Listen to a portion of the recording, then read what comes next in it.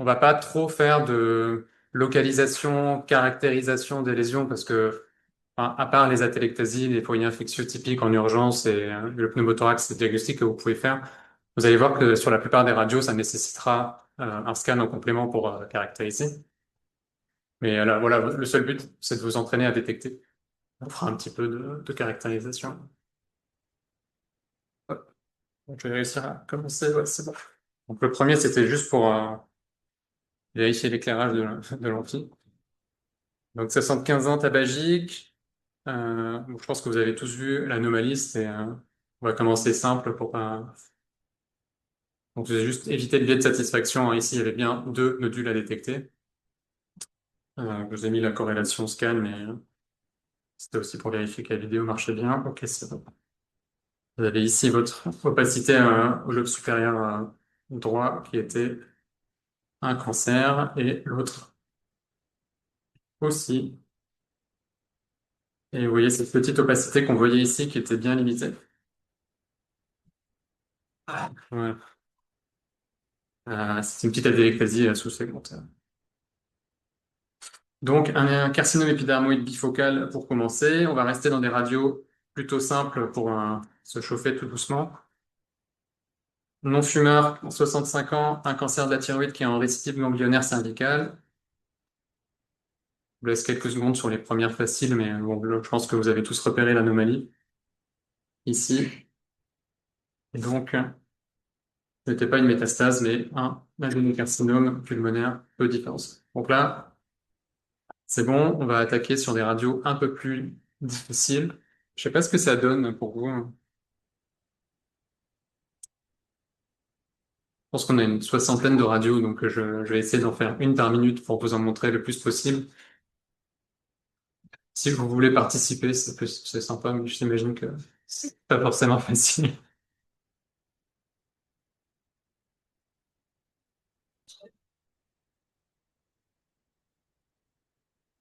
Je vous fais des petits zooms de temps en temps pour vous aider. Ouais, alors c'est pas trop l'aspect ici de la trame qui nous embêtait. Ce qu'il fallait voir ici, c'était ici cette opacité. Et il y en avait une deuxième qui était juste sous le hill. Donc faites bien attention. On va revoir un petit peu l'analyse systématique de la radio de thorax. On va parler de plein de zones, en particulier les zones aveugles qui sont très importantes à interpréter. Ici, on n'est pas encore dans les zones aveugles, ça reste des zones qui sont en plein parenchyme, mais juste sous le hill, souvent on a tendance à regarder ici en se disant, bon là, ok, c'est le hill, je passe à côté, et à oublier de regarder juste au-dessus et juste en dessous où il y a du parenchyme. Et vous voyez ici, il y avait aussi une deuxième opacité. Hop, hop. Bon, il y avait aussi par ailleurs de l'emphysème, et vous avez votre nodule ici, un deuxième petit nodule qu'on ne pouvait pas voir à la radio, et pas de chance, donc là c'était mais que des dossiers avec des patients qui ont au moins deux cancers. Donc c'était un adénocarcinome trifocal. Pas de chance. On continue sur la radio, après, oui. 59 ans, tabagisme, altération de l'état général. Celui-là, normalement, je vous laisse 15 secondes, même pas. Très bien, j'ai entendu de très bonnes réponses. Donc, ce que je vous conseille, moi, quand vous ouvrez une radio de thorax, c'est de tout de suite commencer par les apex. Parce qu'on a tendance à tout de suite bien détecter les anomalies qui sont en plein milieu du poumon. Ça, vous allez voir, même les outils d'IA, ils le font très bien. Par contre, les apex, souvent, on oublie de regarder.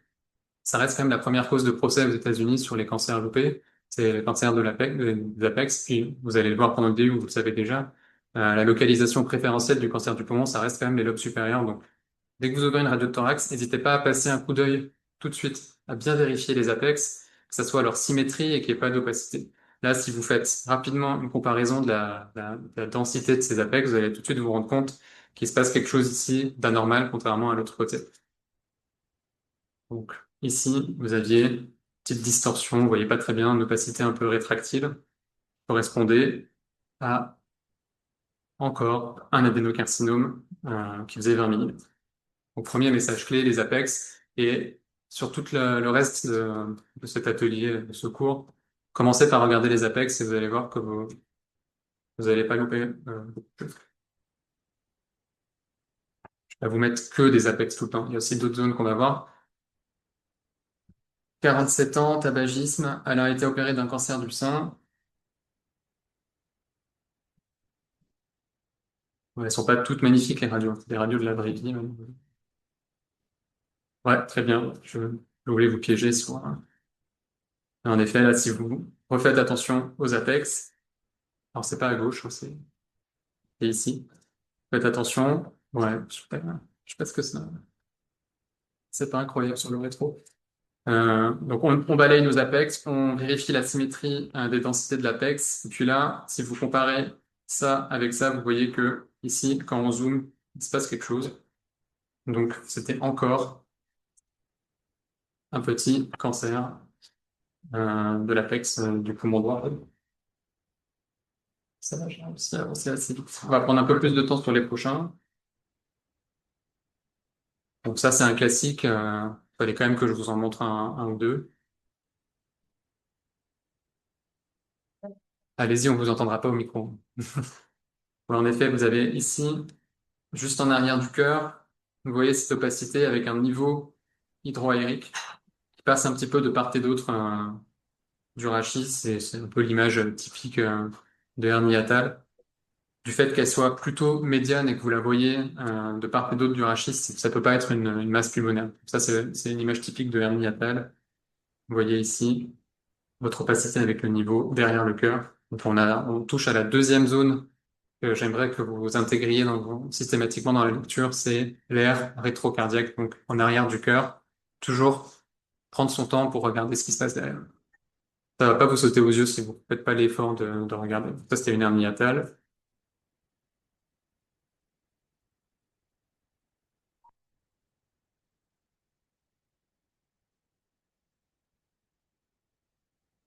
La radio suivie d'exposition à l'amiante.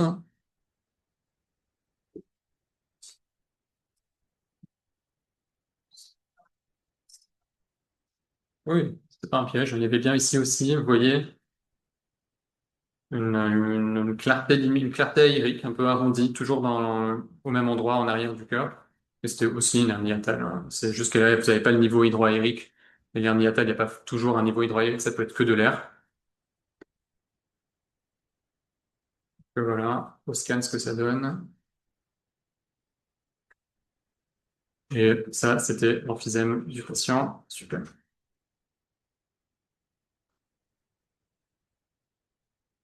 Et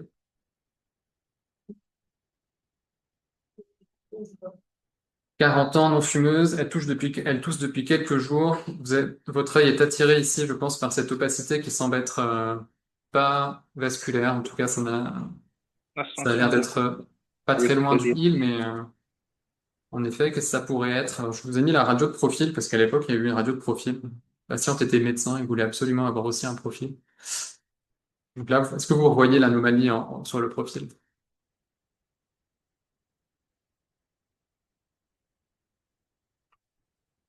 Pas évident en fait, mais en fait, ici vous avez la silhouette cardiaque et en fait, l'anomalie que vous voyez ici, c'est la projection dans le plan coronal de votre opacité ici. En fait, ça, c'est la même chose que ça. Vous imaginez que en profil, hop, quand vous tournez en face, vous voyez que cette portion-là.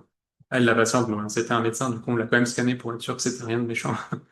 Et en fait, ça correspondait à un petit foyer de pneumonie. Donc, voilà. Quand vous êtes au il, ça peut aussi être du parenchyme, hein. Enfin, ça, superposé sur le diapo. C'était juste pour vous faire un petit peu de distorsion mentale avec le profil, mais bon, on fait plus trop de profil. Un autre patient, 25 ans, tout fébrile depuis un mois. Celui-là, il est assez facile aussi. On a déjà des diagnostics. Je les ai mis parce qu'il y avait plein de lésions élémentaires qui se voyaient sur cette radio. Vous voyez, il y a des opacités alvéolaires qui viennent s'appuyer ici sur la scissure. Et ici, pas évident non plus sur le projecteur, je suis désolé. Il y avait une excavation en effet. Du coup, vous faisiez le diagnostic de tuberculose maladie assez facile. Et voilà à quoi ça correspond sur le scan. Vous voyez que vos opacités alvéolaires ici, bah, c'est du verre dépoli slash des condensations lobulaires et l'expiration. Vous aviez en plus plein de micronodules centrolobulaires à côté que vous pouvez pas voir à la radio. Et l'épaississement bronchique qui était assez difficile à voir. Et qu'on peut deviner ici. Euh,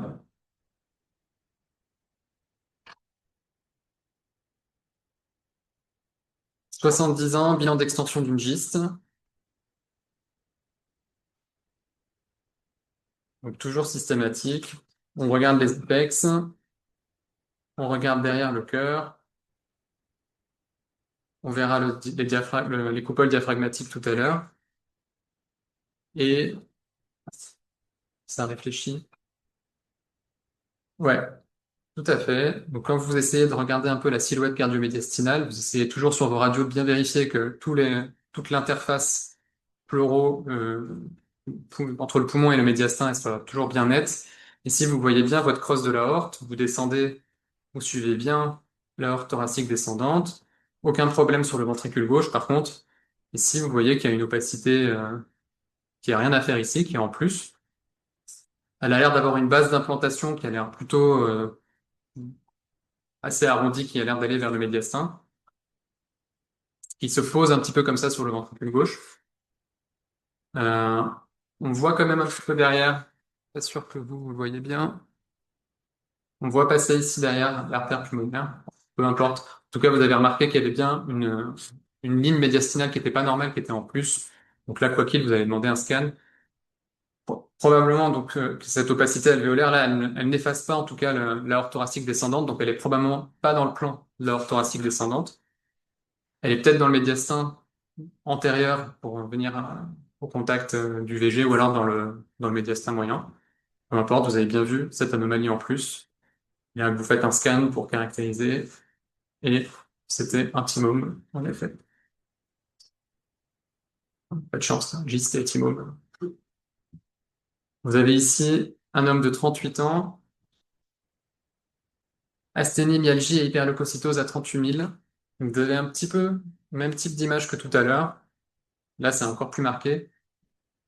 Vous avez ici, donc vous avez bien remarqué cet arc-là qui n'a rien à faire là. Vous voyez bien votre ventricule gauche, la crosse de l'aorte, vous la voyez, et l'aorte descendante aussi. Et qu'est-ce que vous voyez en plus? Ici, normalement, quand vous êtes autour de la crosse, vous avez que de l'air. Là, vous voyez qu'en plus, vous avez cette opacité un peu linéaire qui remonte de l'opacité qu'on a vue tout à l'heure et vient couvrir comme ça le. Donc, il n'est a priori pas dans le plan de la crosse de l'aorte, hein, qui doit être probablement devant. Et donc, ici, vous voyez la corrélation avec le scan, votre grosse masse médiastinale antérieure qui remontait ici jusqu'au tronc veineux en axial. Donc, c'était une localisation médiastinale d'une leucémie. Et peu importe le diagnostic, hein, c'était juste pour faire de la corrélation. On va commencer à avoir des radios un peu plus difficiles. Alors, c'était dur de trouver des radios avec des anomalies qui soient suffisamment grandes pour être vues dans un amphi, mais en même temps assez cachées pour que vous puissiez, vous puissiez jouer. Euh, alors, donc, les apex, vous avez regardé, il n'y a rien qui vous a choqué. Vous avez vu l'interface pleuro-pulmonaire, il n'y a rien. Pas d'opacité.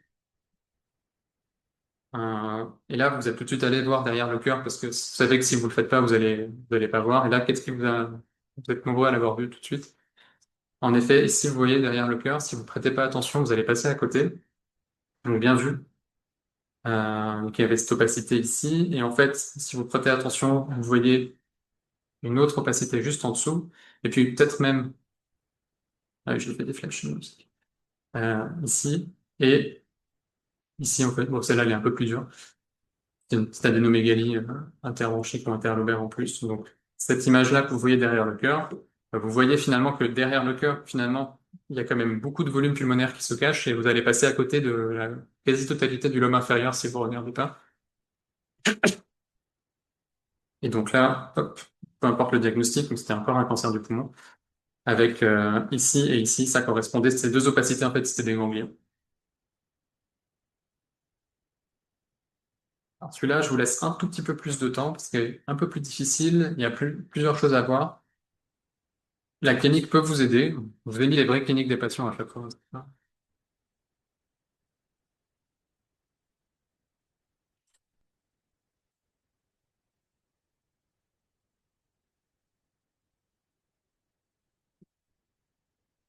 Il y a beaucoup trop d'opacité qui vous dérange, je pense. Vous savez pas trop. Quelqu'un qui a vu, en tout cas, c'est quel côté où il y a une anomalie. Ok, à gauche, qu'est-ce qui se passe à gauche? Déjà, le patient, il est intubé, c'est vraiment, ça va vraiment pas bien. Est-ce que vous arrivez, donc on a vu les apex, derrière le cœur, là, c'est un peu compliqué, c'est un peu trop mal exposé la radio, peu importe. Vous voulez regarder la silhouette cardio-médiastinale, vous voyez bien votre ventricule gauche ici, par contre, à droite, vous êtes incapable de dessiner quoi que ce soit.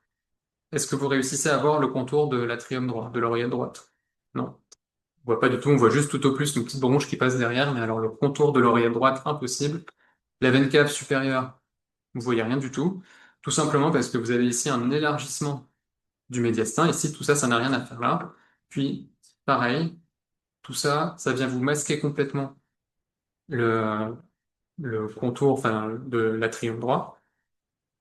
Si vous essayez de suivre votre coupole diaphragmatique à droite, ça commence bien, puis après, il y a un souci, c'est pareil, ici vous avez une opacité qui vient effacer la coupole diaphragmatique, ça commence à faire beaucoup. Donc on a vu toute cette opacité paramédiastinale qui est anormale.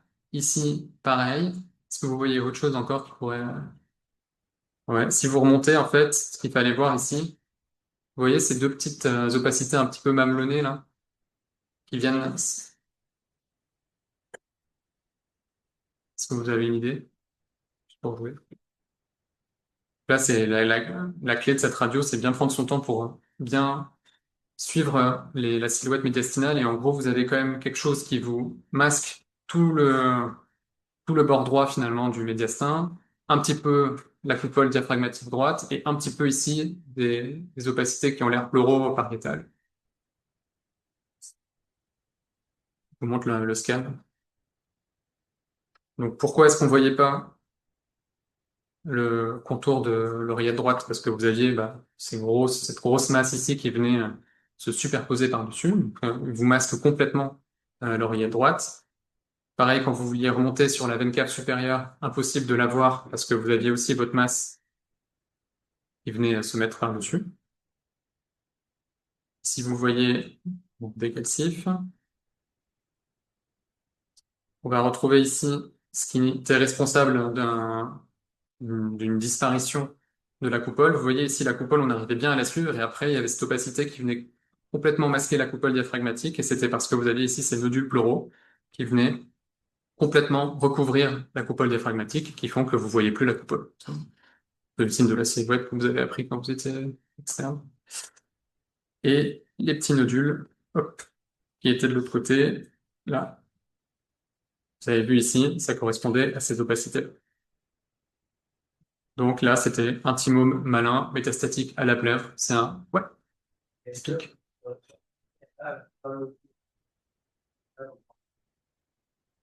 Ici? Attends, j'ai pas entendu. Dans le parenchyme? Des formations nodulaires à contour flou dans le parenchyme. Sur la radio? C'est ça? Ouais. Oui, en fait, ça, les nodules pleuraux qui étaient en antérieur, qui donnent un peu cet aspect-là. On va revoir tout à l'heure les masses, les nodules pleurales. Il n'y avait pas de métastase pulmonaire, c'était que la plèvre. Et si jamais j'avais avancé... Ah, voilà. Tu vois, ce que tu voyais, c'est les nodules pleuraux qui étaient en avant, qui donnaient un peu l'impression d'avoir des opacités dans le poumon. Bien vu. Donc, voilà, c'est pour bien appuyer la silhouette cardio-médiastinale. On prend son temps, on vérifie qu'on est capable de voir tout. Et s'il y a une structure qu'on voit pas, c'est que probablement elle est masquée par le souci.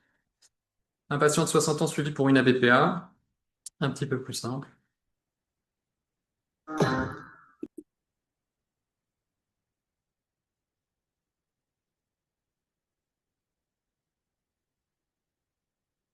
Si vous avez un peu l'impression de voir votre scissure qui est complètement rétractée vers l'apex, puis c'est pas très net ce qui se passe là. Je vous ai mis un petit zoom que vous deviez identifier. Donc là, vous revoyez votre scissure qui est complètement ascensionnée. Pourquoi elle est ascensionnée? Parce que clairement, il se passe des choses pathologiques dans ce lobe supérieur droit, a priori. probablement quelque chose de fibrosant, ce qui est conforté par, vous voyez, ces petites clartés tubulées que vous voyez ici, ici, ici, ou encore ici, ou là. Voilà. Tout ça, c'est des images de bronchectasie. C'était tout simplement des bronchectasies cylindriques séquelaires du lobe supérieur droit avec une perte de volume du lobe supérieur droit, c'était des séquelles de son ABPE. Je vous mets cette radio que j'ai vu passer il y a pas moins de 2 heures en vacation. Un jeune monsieur de 22 ans qui venait pour un scan. C'était son premier scan en secteur adulte. C'était la suite de prise en charge de cette pathologie pédiatrique. On reste dans la même thématique. Ouais, tout à fait. Là, ce qui devait attirer votre attention, c'est ici, il se passe, il y a trop d'opacité. Et je vous mets un petit zoom parce que je sais que c'est pas facile en amphi. En effet, vous voyez plein de clarté un peu tubulée. Normalement, on n'est pas censé voir toutes ces images ici, jusque aussi loin dans le parenchyme pulmonaire. Probablement un petit peu d'épaississement pariétal de ces bronchectasies. Vous avez un petit peu le même aspect de l'autre côté, mais c'est bien à droite où ça prédominait le plus. Et donc, vous avez fait donc, son scan ici, vous voyez ces bronchectasies que vous voyez tout à l'heure, et en fracoaxial. Donc c'était une dyskinésie, ce monsieur qui venait pour se faire suivre sa dyskinésie ciliaire primitive. Celui-là, je sais pas pourquoi je voulais le laisser, c'est juste que je me suis dit que ce pauvre monsieur n'avait pas de chance et que 38 ans, tabagique, et il fait une radio systématique après sa coro, parce qu'on lui a posé un stent coronaire. Et là, ça, c'est vraiment sa radio de contrôle post-coro. Bon, pas de chance. Il avait un petit adénocarcinome de découverte complètement fortuite. Celui-là, je vous l'ai mis juste parce que je trouvais que le sous-type était vraiment très rare. Je connaissais pas du tout le sous-groupe des adénocarcinomes de type fétaux. Peu importe. Bon, en tout cas, voilà, pas de souci. Alors, celui-là. 67 ans, et c'est une radio de surveillance de sa sarcoïdose fibrosante. Là, clairement, on a des signes de fibrose pulmonaire, mais c'est pas trop ça que... Bon, si, on peut aussi discuter de ça. Yes. Donc, vous avez des opacités réticulaires assez diffuses. Vous voyez, hein, ça, je vous l'ai dit, c'est cette sarcoïdose fibrosante. Et vous avez là deux opacités. Avec le zoom, c'est un peu mieux. Donc, vous aviez ici une grosse boule et ici une deuxième boule. Vous voyez en effet l'image du croissant aérique qui surplombe l'opacité, qui est signe. En plus, vous aviez le contexte qui était assez évocateur de sarcoïdose fibrosante. Donc là, c'était bien des images. Hop. Ok. Donc là, vous avez la destruction fibreuse de sa sarcoïdose et plein de bronchectasie, broncholectasie. Étonnamment, cet énorme croissant gazeux, finalement, à la radio, on ne le voyait pas tellement il était épais, finalement, on n'y prêtait pas attention. Et on voyait beaucoup mieux à la radio celui-là. Ça, vous pouvez le dire à la radio quand vous voyez des opacités comme ça avec le croissant aérique qui surplombe, c'est assez évocateur, c'est assez typique de l'aspergillose. Hop, hop. Ah, ah, celui-là, je l'aime beaucoup. 37 ans et c'était il y a 3 ans, il vient aux urgences de Cochin pour une douleur thoracique. Non, et je vous ai dit que je l'aime beaucoup, c'est que pas que j'ai une affinité particulière avec les pneumothorax. Et celui-là, il est un peu particulier, ce pneumothorax. Pour tout vous dire, hein, on n'avait pas vu la particularité, ça a été récupéré en staff. Tout à fait, bien joué. Je sais pas qui l'a dit. Donc, le pneumothorax, pas de souci, ça, évident, facile. Mais qu'est-ce qui vous embête sur ce pneumothorax? C'est que normalement, dans un pneumothorax en aigu, l'interface entre le feuillet pleural, c'est tout fin. C'est vraiment une toute petite ligne. Ici, vous pouvez tiquer sur quand même cet épaississement pleural qui est quand même pas normal. Alors, vous pouvez avoir des épaississements de la plèvre dans les pneumothorax, mais pas dans les pneumothorax aigus. Les patients qui ont des pneumothorax chroniques au long cours, ils peuvent développer une sorte de réaction pleurale à une hypertrophie de la plèvre, mais pas en aigu. Et puis, si vous faisiez attention, comme on a dit depuis le début, à faire attention aux apex, donc là, l'apex, il ne pouvait pas être interprété, mais si vous faisiez attention à cet apex-là, vous voyez, ici, il a 37 ans, il se passe quelque chose. L'interface pleuro-pulmonaire, elle est épaissie, vous voyez ici, une sorte d'opacité apicale qui descend. Donc probablement qu'il devait avoir la même chose des deux côtés. Hop, donc là vous voyez cet épaississement pleural, mais pas normal. Si je vous ai mis des petites flèches sur l'apex gauche qui est épaissi, et au scan ça donne ça. Vous avez des petites condensations réticulées sous-pleurales, biapicales. Oui, c'est une fibroélastose. Bien joué. Donc c'était un pneumothorax qui révélait sa fibroélastose. J'ai regardé sur Orbis tout à l'heure pour savoir s'ils avaient trouvé une cause sous-jacente et toujours pas de cause sous-jacente à sa fibroélastose. En tout cas ici, voilà, le pneumothorax c'est facile, mais souvent les pneumologues ils demandent au bout du deuxième pneumothorax d'essayer de comprendre est-ce qu'il n'y a pas quelque chose sous-jacent à ce pneumothorax. Et en particulier, bon là c'est une pathologie super rare, mais ça arrive c'est d'ailleurs un pneumologue qui a récupéré l'épaississement pleural. Et faites attention à essayer de voir si vous trouvez pas, dès la radio, une anomalie qui pourrait expliquer le pneumothorax. Et donc là, c'est une fibroélastose. Bien joué. On va avoir le temps de tout faire. 35 ans, monsieur qui est dyspnéique chronique et qui est en cours de sevrage cannabis.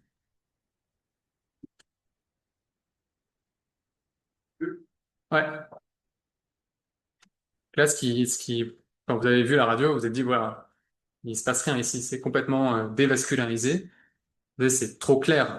Vous avez un petit peu même l'impression d'avoir le reste du poumon qui est tassé au lobe inférieur. Et donc, en effet, vous avez des grosses bulles d'emphysème.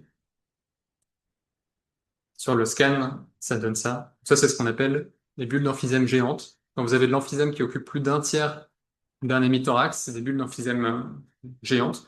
Et chez les patients typiquement jeunes, ça, c'est très associé au cannabis, ce qu'on appelle le cannabis lung. C'est des patients souvent jeunes qui vont avoir un emphysème paraseptal qui va vraiment prédominer par rapport à l'emphysème centrolobulaire et qui vont vraiment se retrouver avec ces emphysèmes paraseptaux, ces grosses bulles d'emphysème qui peut les rendre très dyspnéiques, parce que ça veut dire comprimer le parenchyme en dessous.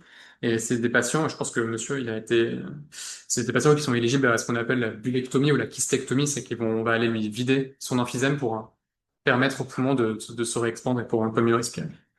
Donc voilà, c'est des bulles d'emphysème géantes, tout simplement. Un petit cas un peu pour, intermédiaire entre 53 ans, AEG, syndrome inflammatoire. Donc on a regardé les apex, il n'y a rien qui nous a étonné. Vous regardez votre silhouette, la crosse, la horte thoracique descendante, super. Le ventricule gauche, la coupole, pas de coupole. Bon, vous avez peut-être vu cette grosse opacité avec un niveau hydroaérique. Alors, elle est dans le lobe inférieur ou est-ce qu'elle est dans le lobe moyen? C'est juste pour vous. Voilà. Pourquoi? Tout à fait. Vous voyez que cette opacité ici, bon, avec ce gros niveau hydroaérique, peu importe, elle efface pas le bord droit du cœur. Donc, a priori, elle n'est pas au contact avec lui. Donc, probablement qu'elle doit être derrière. Et comme elle efface complètement la coupole diaphragmatique, là, vous la voyez plus. Donc, c'est que c'est vraisemblablement dans le lobe inférieur.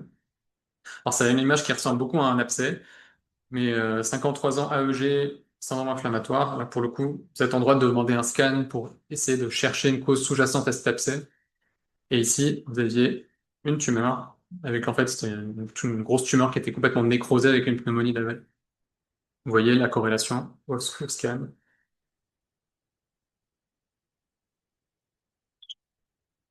Et c'était un épidermoïde complètement nécrosé et surinfecté. Celui-là, il a donné, non? Constellation infectée. C'est une corrélation peut-être. Alors, 65 ans, c'est une radio qu'a fait à titre systématique pour maladie de Crohn. Je crois que c'était avant d'instaurer un traitement. Il voulait être sûr qu'il n'y ait pas de foyer infectieux.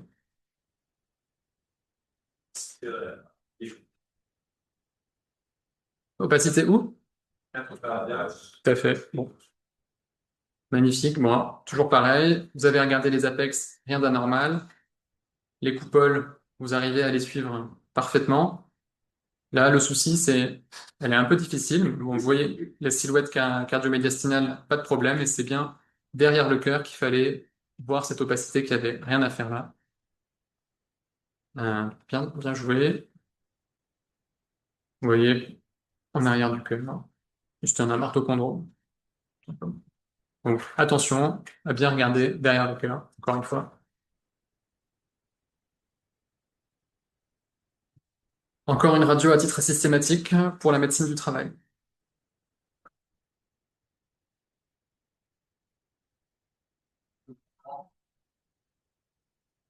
Pardon?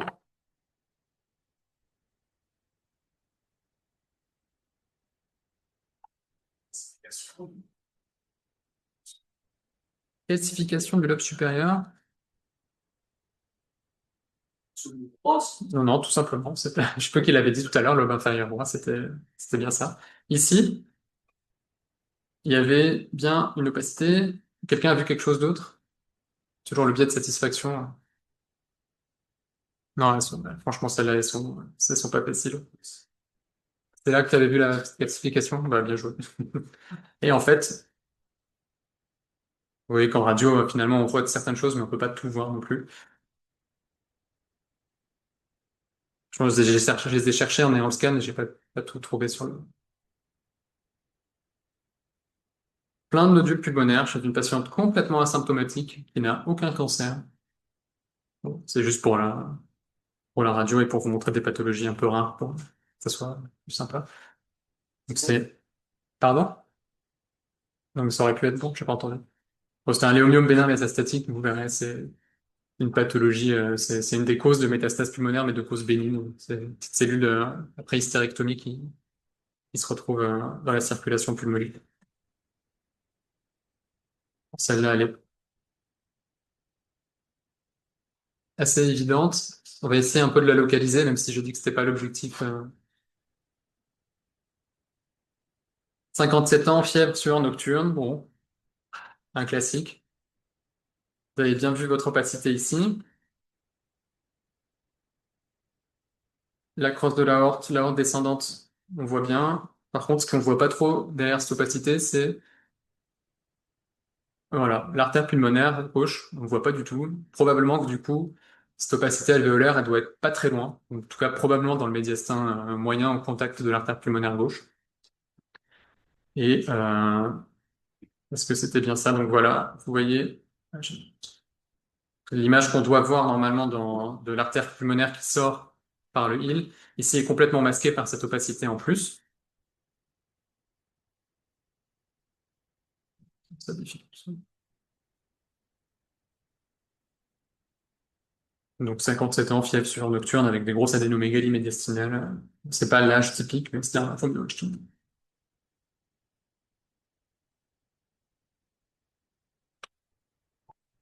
67 ans, AEG. Oui.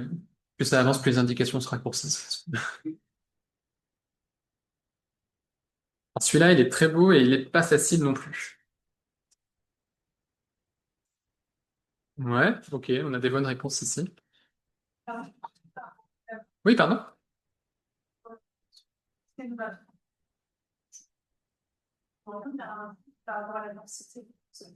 Ah non, c'est juste des grosses adénomégalies. Alors, le lymphome, en particulier de Hodgkin, typiquement, c'est surtout des adénomégalies qui sont d'abord cervicales, puis ensuite médiastinales et hilaires.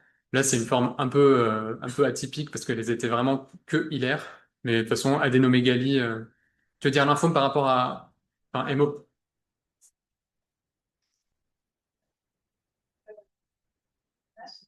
non, ce qui peut nous orienter, c'est si c'est nécrotique ou pas, bien que même certains lymphomes peuvent nécroser, en particulier les B diffus à grandes cellules ou les gros lymphomes très agressifs, ça peut nécroser.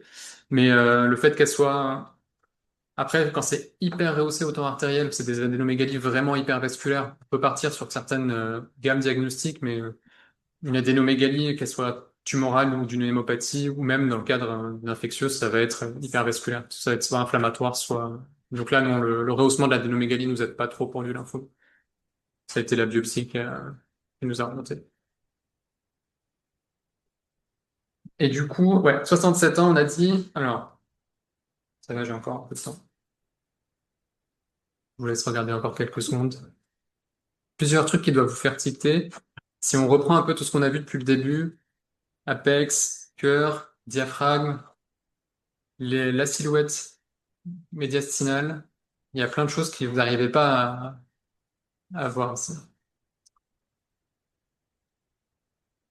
Tu m'as entendu. Je pense peut-être, mais je pense qu'on ne la voyait pas très bien à la radio. Bon, déjà, la première chose qui doit vous marquer, c'est la symétrie de volume pulmonaire. Vous voyez le poumon gauche par rapport au poumon droit, il a l'air quand même beaucoup plus petit. Ensuite, vous regardez vos apex, parce que voilà. Et là, tout de suite, on voit qu'il y a un problème d'asymétrie. Clairement, ici, il y a un épaississement au niveau de l'apex qui peut être pulmonaire ou pleural, on verra tout à l'heure, peu importe, qui a l'air de descendre ici, donc, le long de la plèvre, a priori quelque chose de pleural. Et, pardon, je vais essayer de le faire en même temps.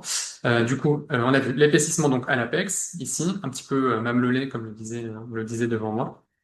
Deuxièmement, la crosse de l'aorte, un petit peu difficile. Là, vous n'arrivez pas trop à avoir bien de limite nette de cette crosse. Tout à l'heure, si je vous mets une autre radio, vous voyez là, aucun souci pour dessiner la crosse de l'aorte. On voit pourquoi on la voit bien parce qu'il y a du parenchyme pulmonaire et une plèvre qui est normale autour. Ici, vous essayez de dessiner votre crosse de l'aorte, vous n'y arrivez pas. Vous voyez pas non plus l'artère pulmonaire. Vous savez pas trop ce qui se passe ici, donc probablement qu'il doit y avoir une infiltration tissulaire.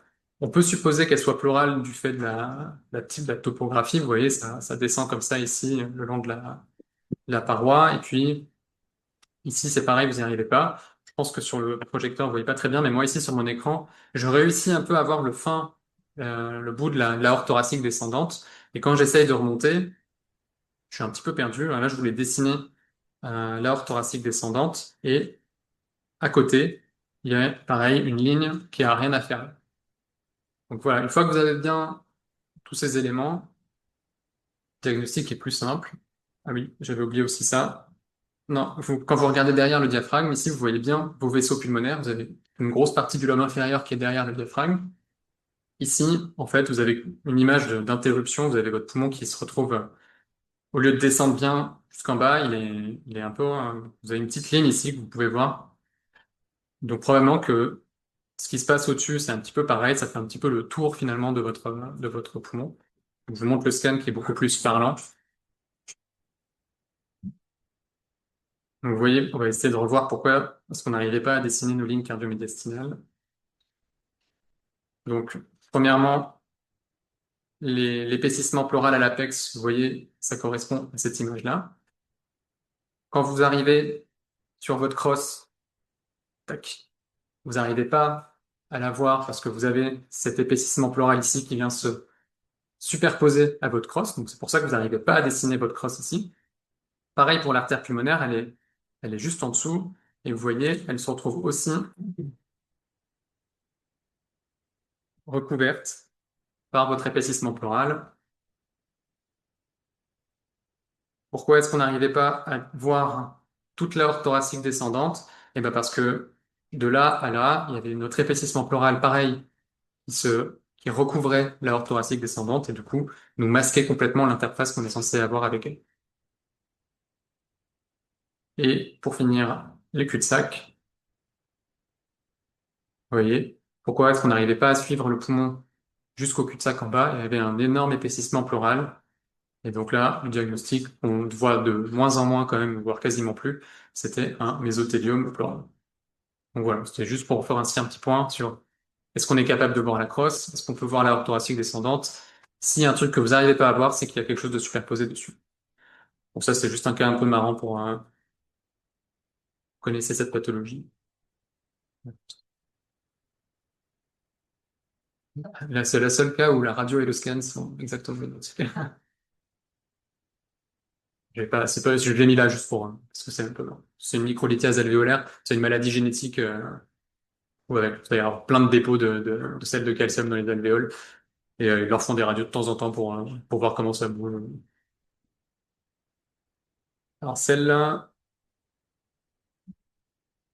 assez difficile, parce que déjà sur mon écran, j'ai du mal à voir bien les anomalies, donc je vais y aller un peu plus vite. Certains voient un peu le problème ou pas? Ils ont 59 ans, tabagique, tout chronique. Ouais, bien joué, exactement.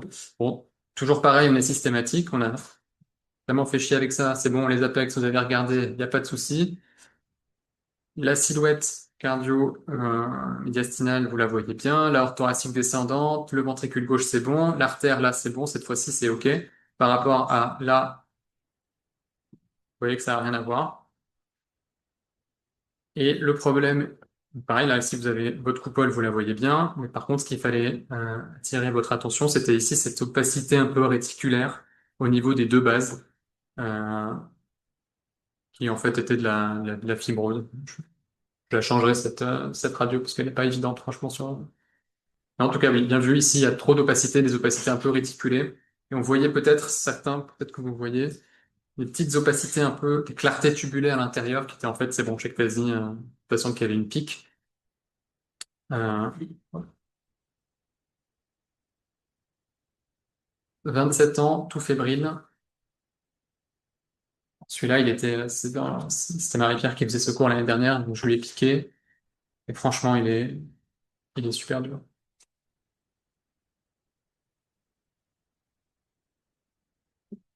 Bon, on a regardé les apex. Les apex, c'est bon. On regarde bien le parenchyme, on n'a pas de souci. On suit la crosse, l'artère, ventricule gauche, pas de souci. On voit bien la veine cave ici supérieure qui passe, l'atrium droit, bon. La coupole, on réussit bien à la suivre. Ici, la coupole, on réussit. Ah, il se passe peut-être quelque chose, on a du mal à suivre la coupole jusqu'au bout quand même. Je vous dis, je le trouve un peu dur ce cas. C'est pas moi, c'est pas ma faute, ça, c'est Marika. Et en fait, ce qu'il fallait voir ici, c'est qu'en effet, la coupole, vous arrivez à la suivre jusque-là, mais après, elle est complètement effacée. Et en fait, il y avait tout ça ici qui était en plus vraiment pas facile. C'est surtout pour insister sur le fait que vous deviez bien regarder derrière le cœur. Et vous voyez là donc l'opacité, elle était ici. Vous la voyez peut-être mieux maintenant que je vous l'ai montré. Et votre coupole qui est effacée ici sur ce trajet-là. Et c'était une pneumonie du lobe inférieur gauche, tout simplement. 62 ans, tabagique, asthénie, tout. Ah oui, ça c'est pas un cas de moi. Atelectasie, lobe sup, sur ça. C'est pas ça qu'on voulait vous montrer.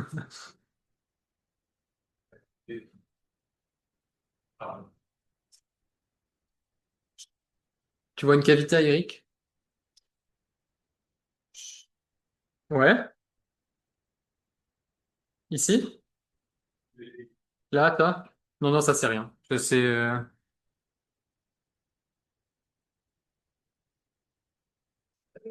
Ouais, elle est pas, elle est très mal exposée cette radio aussi. Les apex? Ouais.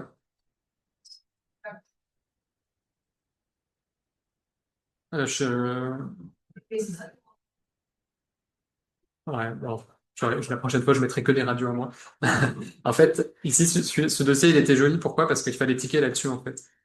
Ici, vous aviez des images un peu, des opacités un peu arrondies qui suivaient le hill. Ouais, il est très beau en soi, le dossier, mais c'est vrai qu'il n'est pas. Le souci, c'était ça. Et en fait, vous voyez, maintenant que c'est fléché, c'est plus évident. En fait, c'était des adénomégalies interbronchiques qu'il fallait voir, correspondaient au scan à ça, et qui étaient révélatrices d'un cancer du lobe inférieur gauche, droit, qui était complètement invisible à la radio thorax. Après, pour le reste, je sais pas parce que j'ai pas eu accès au scan, j'ai juste repris les images. Ouais, c'est bon, on revient sur mes radios à moi. 40 ans, douleur thoracique chronique, donc on fait une radio, évidemment. Ouais, bon, là, c'était pas très difficile. Vous avez en effet une opacité qui a l'air d'être implantée plutôt avec une large base d'implantation au niveau de la plèvre ou du rachis.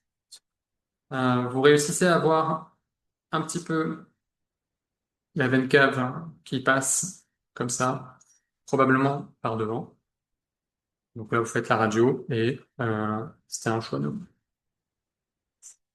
voyez la veine cave qui passe devant et du coup, en fait, votre opacité, on la voyait passer un tout petit peu derrière ici le rachis. Mais bon, si vous faites pas la localisation, c'est pas très grave. beaucoup plus classique, mais très important. 93 ans, détresse respiratoire.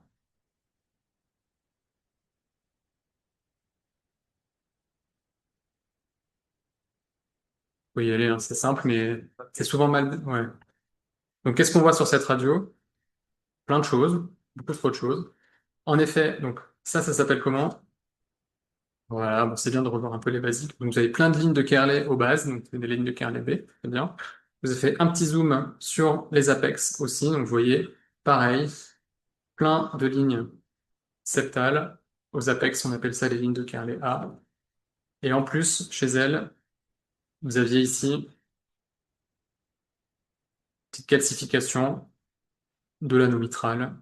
Et donc, c'était bien corrélation, super. Hop. Un OAP, très bien. Oui. 54 ans, est-ce que je vais réussir à tout vous montrer? Il a une fièvre à 40 depuis 3 mois. Donc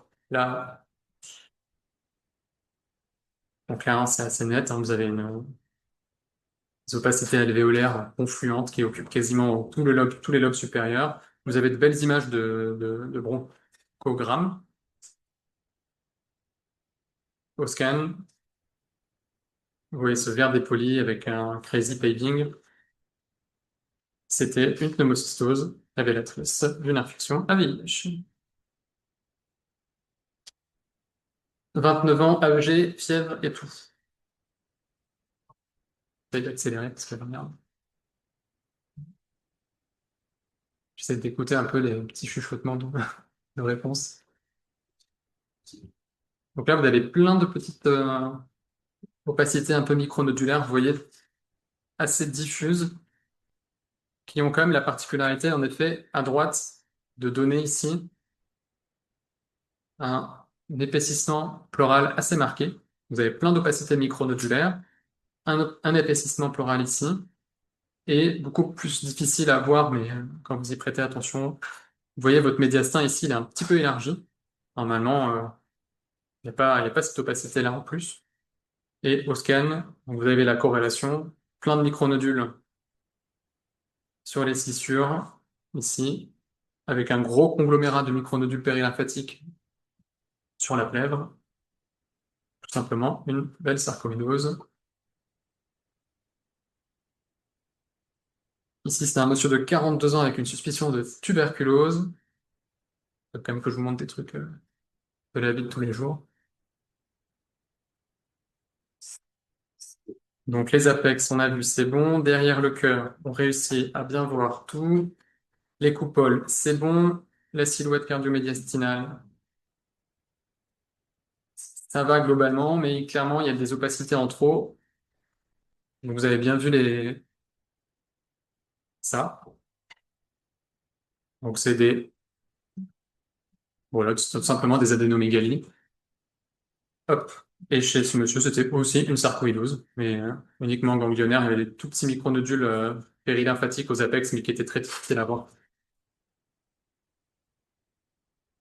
Un monsieur de 54 ans, c'était un radio-surveillance systématique de sa maladie.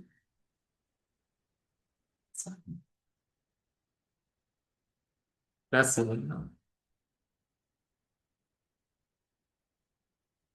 qu'est-ce qu'on remarque? On remarque, premièrement, vous avez la trachée qui est clairement un peu trop haute.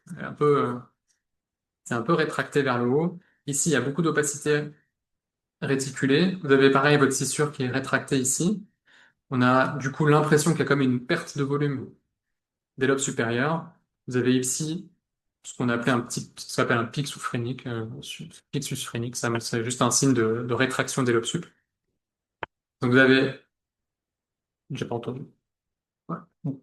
La carène qui est remontée. Vous avez les scissures qui sont rétractées au lobe supérieur, avec une perte de volume des lobes supérieurs. À l'intérieur des lobes sup, vous voyez plein de clarté aérique. Donc, tout simplement, donc une fibrose des lobes supérieurs. Qui dit fibrose des lobes supérieurs, dit sarcoïdose en première intention. Vous avez ici l'image scan avec la carène complètement remontée, vos images de bronchectasie, et puis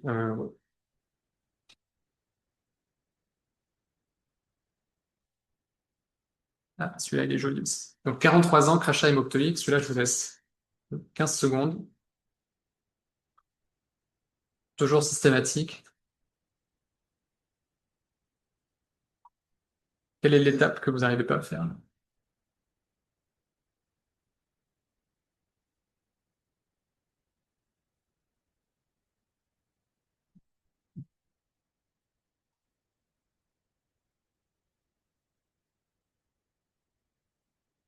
Les apex, c'est bon. L'aorte, on dessine bien. On va jusqu'en bas. On arrive même peut-être à voir la ligne parazygo-œsophagienne. Pas la question. Le bord droit ici de l'atrium droit. La veine cave sup. Vous regardez derrière le cœur. Pas de souci. Vous faites votre coupole. Ici, c'est OK. Par contre, ici, commencez avec votre coupole là. Et qu'est-ce que vous voyez? Une deuxième, euh, une deuxième image ici. Il n'y a rien à faire là. Vous, ici, votre coupole, vous arrivez bien à la suivre un petit peu. Par contre, ici, vous la perdez complètement. Et vous avez cette opacité un peu bizarre, posée, qui a l'air d'être posée comme ça sur la plèvre. Et en fait, pourquoi vous n'arrivez pas à suivre votre coupole diaphragmatique jusqu'au bout? Parce que quand vous la suivez ici, paf, vous tombez sur cette condensation qui est posée sur le diaphragme, donc qui vous empêche de suivre le diaphragme jusqu'au bout. Et cette condensation, absolument, vous avez ici l'artère systémique nourricière, c'est une séquestration extralobaire, qui sont par ailleurs souvent localisées ici, donc sur les radios, les images de séquestration, c'est un peu tout le temps le même aspect. C'est souvent postéro-basal, bilatéral. Alors, celui-là, c'est pas trop pour la détection, parce que je pense que vous avez tous vu l'opacité. Ça, c'est un petit truc que j'aime bien. Qu'est-ce que vous lui trouvez comme caractéristique? Comment vous pourrez nous aider à savoir qu'est-ce que c'est comme opacité?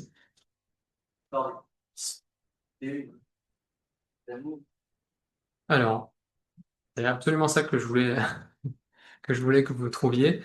Vous avez vu la particularité de cette opacité, c'est que vous réussissez à plutôt bien la délimiter ici. On arrive bien à la dessiner. Par contre, quand on arrive par là, c'est un peu plus aléatoire. Vous savez pas trop où est la limite de cette opacité. Vous voyez, là, on réussit à bien la circonscrire. Par contre, ici, c'est complètement flou. Et quand vous avez une opacité qui est bien limitée sur un bord et complètement floue sur l'autre, c'est que c'est une opacité qui est probablement pleurale, pariétale enfin, voilà, pleurale ou pariétale. C'est pas une opacité pulmonaire qui est du coup entourée d'air sur tous ces contours. Pourquoi vous réussissez pas à voir ici le bord de la lésion? Parce que tout simplement, il est confondu avec la plèvre. Du coup, ce que vous voyez bien ici, c'est cette partie-là. Et la partie que vous voyez pas, c'est parce qu'elle est complètement collée à la plèvre. Donc voilà, quand vous voyez une opacité très bien limitée sur un côté et pas très bien de l'autre, c'est que c'est probablement pleural ou pariétal. Et donc là, c'était une petite tumeur fibreuse solitaire. 27 ans, dyspnée chronique. Pareil, pas trop de problème pour la détection ici. Clairement, vous avez cette énorme patate. C'était juste pour voir si vous pouviez nous aider à la localiser. Est-ce que c'est plus du médiastin antérieur? Est-ce que c'est plus diaphragmatique, pleural, médiastin moyen ou médiastin postérieur? C'est juste intellectuel. On sait très bien qu'on va le scanner, ce patient. En fait, vous avez quand même une opacité qui a bien refoulé le cœur sur le côté. Et sa petite particularité, vous voyez, quand vous la suivez, c'est qu'elle passe derrière le rachis. Qu'est-ce qui peut passer d'un côté à l'autre de votre champ pulmonaire? Forcément, c'est une masse qui est développée devant. Si ça peut pas être le médiastin moyen, et ça peut pas être le médiastin postérieur, sinon ça veut dire que vous n'avez pas de... Enfin, votre rachis, il peut pas laisser passer ça. Donc là, c'était juste un petit signe. Quand vous voyez qu'il y a une opacité qui traverse comme ça, vous voyez, c'est l'image. Voilà, c'est forcément, du coup, pour passer de l'autre côté, la seule façon, c'est par le médiastin antérieur. Donc ça, c'est typique d'un thymolipome, peu importe. Donc, vous avez une grosse masse du médiastin antérieur graisseuse comme ça, souvent diagnostiquée, très volumineuse au diagnostic. Ça, un thymolipome. Essaye d'accélérer un petit peu parce qu'il ne me reste pas beaucoup de temps. 49 ans, tout est syndrome inflammatoire biologique. Ça, c'est juste de la détection. Top, paracardiaque, bien joué. On a vu les apex, on a regardé les coupoles, vous voyez bien, on les voit parfaitement. Ici, vous avez une opacité qui a l'air d'effacer un petit peu le bord droit ici de l'atrium droit. Et donc, on va plutôt la localiser dans le lobe moyen.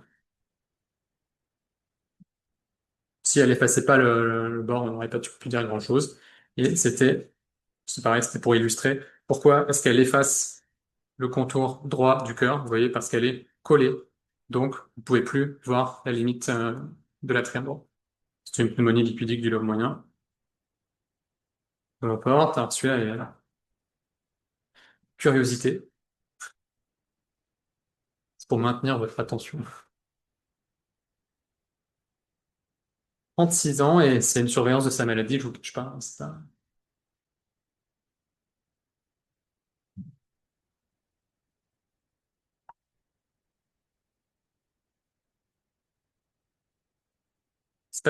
il y a des images. Quel est le problème? C'est ça le problème. Je vais dessiner ici ce qu'on voit de sa trachée. Ensuite, ça part complètement. Vous avez ici un arbre trachéobronchique complètement distendu, dilaté. Au scan, ça donne ça. Si vous connaissez pas, c'est pas grave, mais en effet, c'est une trachéobronchomégalie de Moulier-Kuhn, c'est juste une petite curiosité pour voir un peu à quoi ça ressemble à la radio, mais vous avez trachée complètement dilatée, on dirait un côlon. Et en plus, donc, le Moulier-Kuhn, ça peut toucher la trachée, les bronches, et ça peut atteindre, en fonction de la maladie, différents niveaux d'étage bronchique. Il y a des petites interludes comme ça de temps en temps. 71 ans, antécédent de léomyosarcome de la paroi thoracique opérée. Je me dépêche parce que sinon je vais pas avoir le temps de finir.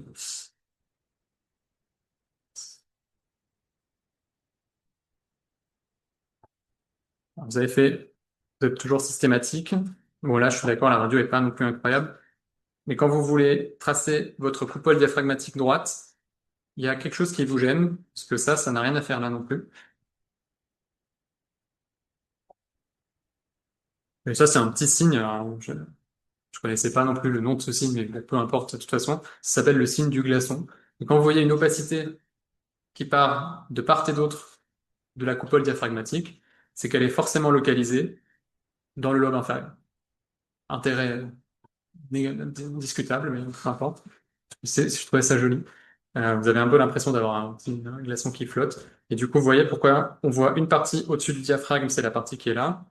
Vous réussissez quand même à dessiner votre ligne, votre coupole diaphragmatique, parce que vous voyez qu'il y a de l'air qui fait l'interface jusqu'au bout. Et puis l'autre partie de votre masse qui est en bas, qui descend. Vous voyez jusqu'à où descend le lobe inférieur? Ça, c'était du coup une métastase de son léomyosarcome.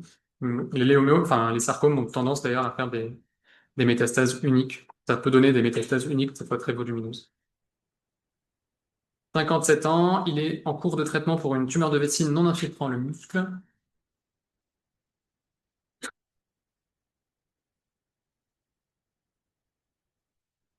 Voilà, c'est plein de micronodules, en effet. Vous voyez plein de petites opacités. Enfin, moi, je vois en tout cas. Je sais pas si. Ouais, il y a plein de petits micronodules partout, partout, partout, qui est une répartition un petit peu aléatoire. Sur la radio, il faut juste noter ça. Au scan, ça ressemble à ça. C'est un monsieur qui faisait du coup une BCJ, parce qu'il était en cours de BCG thérapie pour ça, vessie. Plein d'opacité comme ça. BCJ. Ah, ça, c'est juste pour voir si vous aviez suivi sur les cours du matin. En effet, c'était une atélectasie du lobe supérieur droit sur une tumeur carcinoïde. Bien joué. 19 ans, crise d'asthme. Ça, c'était pour aussi vous dire que... Ouais, allez-y, continue. Donc, bien vu, emphysème sous-cutané ici. Au défaut, quand vous voyez l'emphysème sous-cutané, du coup, réflexe, vous faites tout le reste, hein. Pneumothorax, pneumomédiastin, pneumopéricarde, why not? Et en effet, ici, vous avez beaucoup trop d'air, donc on a vu là. Quand vous suivez ici, c'est pareil, vous avez des, de l'air qui n'a rien à faire ici. Pareil ici au niveau du diaphragme. Il faut que ce soit en contexte de crise d'asthme, de toute façon, vous savez un peu ce que vous cherchez. Et donc là, vous aviez donc l'emphysème sous-cute, le pneumomédiastin ici, un petit peu de pneumomédiastin ici aussi. Donc au scan, ça ressemble à ça. Pneumomédiastin. Ça, c'est encore pour réviser un peu la localisation. Cette fois, c'est facile. Vous avez du coup une opacité ici qui efface pas le bord droit du cœur. Là, clairement, vous voyez qu'elle passe derrière sans problème. Vous êtes capable de suivre le bord droit de l'atrium droit. Hop. Donc, c'est vraisemblablement qu'elle n'est pas dans le plan de l'atrium droit, donc elle doit être derrière. Et donc, c'est de lobe inférieur droit. Et c'était encore une tumeur carcinoïde, peu importe. 65 ans, ça c'est un classique aussi. Dyspnée, tout, douleur thoracique. Donc, vous avez vu ici cette opacité. Alors, est-ce qu'elle peut être dans le médiastin antérieur? Est-ce qu'il y a du médiastin antérieur ici? Non. Ça, c'est un petit truc que j'avais appris quand j'étais interne, c'est que si vous avez une opacité qui passe au-dessus du plan des clavicules, elle ne peut pas être antérieure parce qu'il n'y a plus de médiastin antérieur, en fait. Enfin, bon, là, le diagnostic, vous l'aviez parce que c'est bilatéral de part et d'autre de la trachée avec en plus une sténose trachéale. Donc, c'était soit médiastin moyen, soit médiastin postérieur. Et du coup, plutôt médiastin moyen sur un goitre. Bon, ce petit signe, vous pouvez le garder si vous avez besoin, mais en tout cas, voilà. Si vous voyez une opacité qui passe au-dessus des clavicules, c'est que c'est pas du médiastin antérieur. C'est tout ce qu'on peut dire. C'est un peu les limites de la radio. Et donc, c'était bien une image de goitre plongeant. Celui-là, je vais passer assez vite parce qu'il est vraiment pas facile. La seule anomalie qu'il fallait voir sur celle-là, c'était que, en voulant suivre la crosse de l'aorte et la silhouette de l'aorte, vous voyez, ici, ça descend. Et puis, il se passe quand même quelque chose de bizarre, c'est que j'ai l'impression l'aorte descendante, elle est refoulée sur le côté. Pas évident, mais bon. Hop. Il se passe quelque chose a priori qui refoule l'aorte descendante ici. Et chez elle, c'était un paragangliome médiastinal. Celui-là, vous le mets un peu plus longtemps parce qu'il est joli. 35 ans, tout chronique. On reste systématique, toujours pareil, on a dit. Les apex, l'air rétrocardiaque, l'air rétrodiaphragmatique, les coupoles et la silhouette cardio-médiastinale. Excellent. Ouais, tout à fait. Bien vu. Ici, il y a une ligne qui a rien à faire là. Normalement, vous avez l'oreillette droite et puis la veine cave supérieure. Et là, vous avez double contour. Et donc, votre opacité, elle était là, juste sous la carène. Et juste sous la carène, c'est le lieu privilégié des kystes bronchogéniques. Donc, le rétrocardiaque, certes, c'est ici, mais vous avez aussi du rétrocardiaque là. Enfin, souvent, on a tendance à vérifier ici, mais on pense pas trop à regarder là. C'est juste pour... on retrouve notre petit signe de tout à l'heure. Donc là, c'est pas un problème diagnostique, c'est juste pour vous amuser à essayer de localiser l'anomalie. Vous voyez, votre grosse boule, elle est au-dessus du plan des clavicules, donc juste on peut dire que c'est pas du médiastin antérieur. Donc a priori plutôt médiastin moyen, mais bon, médiastin moyen qui est comme ça unilatéral, c'est un peu bizarre. Donc c'est soit moyen, soit postérieur. Et ça, vous avez tous remarqué, c'était pas la question. Et donc c'était plutôt médiastin postérieur ici, avec votre masse qui était un schwannome de T2, et ici c'était un amartopodrome. Je pense qu'on est bientôt vers la fin. J'essaie d'accélérer. 51 ans, tout chronique, sinusite. Bon, première anomalie détectée par tout le monde. Le titus inversus, en effet. Bien joué. Et c'était encore pour vous illustrer. Donc là, vous êtes un petit peu orienté. Tout sinusite chronique, titus inversus. Ce qu'il fallait voir, c'était les petites bronchectasies ici derrière le cœur. Bon, là, c'est vraiment rétrocardiaque, mais c'est sur un titus inversus. Donc, c'est mignon. Et donc, vous aviez ici vos bronchectasies au scanner. Une autre image de bronchectasie ici. Et c'était un cartagénaire, 27 ans, dyspnée. J'ai vraiment raccourci pour vous remettre un peu plus d'indications la prochaine fois. Donc, vous tombez sur ça.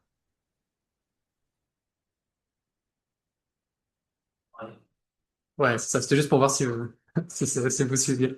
En effet, bah, c'est un peu pareil que tout à l'heure. Vous voyez, on arrive bien limiter l'opacité ici. Par contre, là, impossible de dire où ça s'arrête. Et c'était exactement pour la même raison que tout à l'heure. Ici, vous arrivez bien à suivre. Par contre, ici, c'est complètement flou parce que c'est complètement collé à la paroi et à la plèvre. Et c'était encore une TFS. Je vais avancer vite sur les derniers parce qu'on n'a plus le temps. 72 ans, suspicion de Covid. Là, donc vous avez l'épanchement pleural, je pense que c'est bon, vous l'avez vu. C'était une petite radio pour vous montrer des calcifications ici et ici. Ce sont des calcifications péricardiques. Ça correspond à ça. En axial, c'est ça. Et donc, c'est un monsieur qui avait une péricardite constrictive calcifiée, séquelaire de je ne sais quoi, et qui était en OAP. 17 ans, tout expectoration. Donc là, épanchement pleural, magnifique. Et ici, quoi? Non, ah, c'est pas mal ça comme idée. Une sorte d'un volvulus intrathoracique de... Ouais, non, mais c'est pas ça. Oui, bien, bien tenté. Le reste, c'est juste pour vous montrer un petit truc joli qu'on peut voir des fois passer en radio de thorax.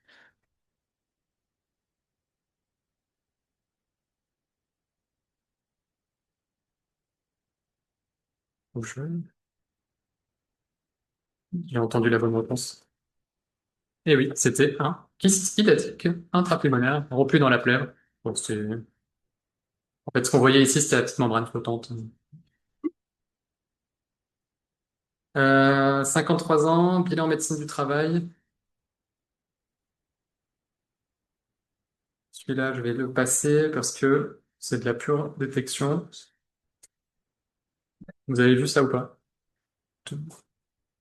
Donc, toujours, vous faites votre silhouette, la crosse de l'aorte, et là, clairement, vous voyez que il y a une ligne qui n'existe pas, qui est pas là, qui n'est pas censée être là. Et peu importe la cause finale du truc, c'était un kyste mullérien médiastinal postérieur, mais c'est juste bien pour vous rappeler, toujours pareil, les contours, ventricule gauche, crosse, et là, c'est pas l'artère pulmonaire, vous voyez qu'il y a l'estimage en plus. Clairement, beaucoup trop de dossiers, en fait. 64 ans, dyspnée chronique. Ouais, bien joué, en effet. Plein d'opacité réticulée, des images kystiques typiques d'une fibrose. Et donc, c'était une pique. Celui-là, je vous le montre quand même, c'est une patiente de l'étude cascade pour voir si vous avez suivi depuis le début. On met tout en œuvre. Sauvez-la. L'étude cascade, c'était du scan, hein. Donc, si elle a une radio de thorax, c'est qu'elle est partie se faire opérer.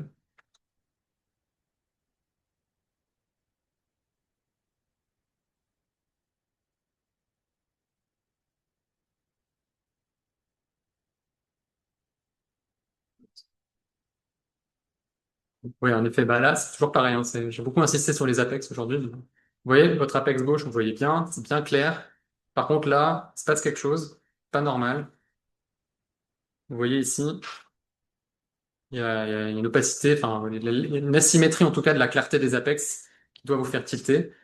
Je dis pas que c'est évident, mais c'est pour vous sensibiliser là-dessus et que vous preniez votre temps sur les apex à chaque fois.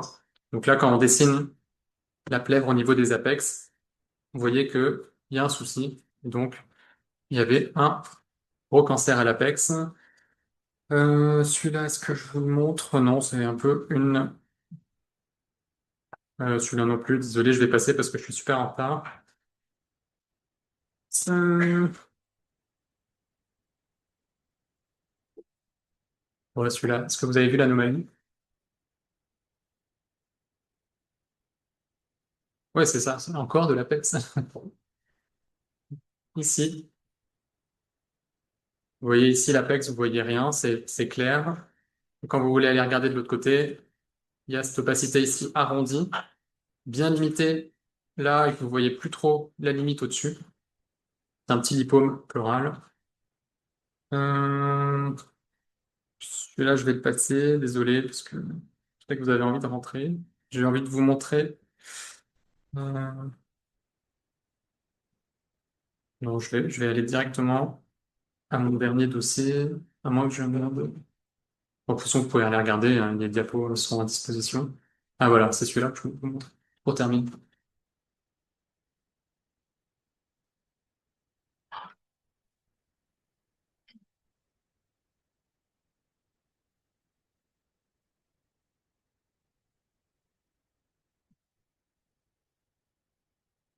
Et, eh oui, encore un Apex. Bien joué. Ce que je voulais vous montrer encore ici, vous voyez, quand vous essayez de comparer la clarté de vos Apex, ici, pas de souci.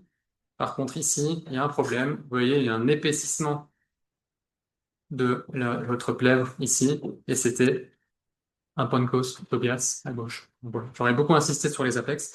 Petit message clé de cette session radio-thorax corrélation. Donc vous aurez bien compris ce qui est important, et surtout maintenant, parce qu'en gros, franchement, en 2025, tout ce qu'on vous demande sur une radio de thorax, c'est de détecter. Après, caractériser, localiser, machin truc, on fera au scan, c'est pas un souci. Mais si vous voyez pas l'anomalie, le patient, il va repartir dans la nature et il va peut-être avoir une perte de chance. Donc, quand vous lisez votre radio de thorax, prenez un petit peu plus de temps pour analyser ces zones aveugles, qui sont, voilà, l'air rétrocardiaque, les aires rétrodiaphragmatiques et les apex. Prenez votre temps. Vérifiez systématiquement qu'il n'y ait pas de déformation ou d'effacement des contours médiastinaux. Vous faites votre silhouette, la crosse de l'aorte, le ventricule gauche. Vous regardez de l'autre côté l'atrium droit et la veine cave supérieure. Et vous évaluez la continuité et la morphologie des coupoles diaphragmatiques. Et avec ça, normalement, vous limitez votre taux d'erreur. Et surtout, entraînez-vous. Quand vous avez un scan patho, regardez si le patient il n'a pas eu une radio de thorax avant. C'est franchement la meilleure façon de s'entraîner et de devenir bon en radio de thorax. On sait que c'est difficile, que les enseignements se font de plus en plus rares sur la radio de thorax. Et donc la meilleure façon pour vous pour rester performant en radio, c'est de vous amuser à corréler la vie de tous les jours. Merci.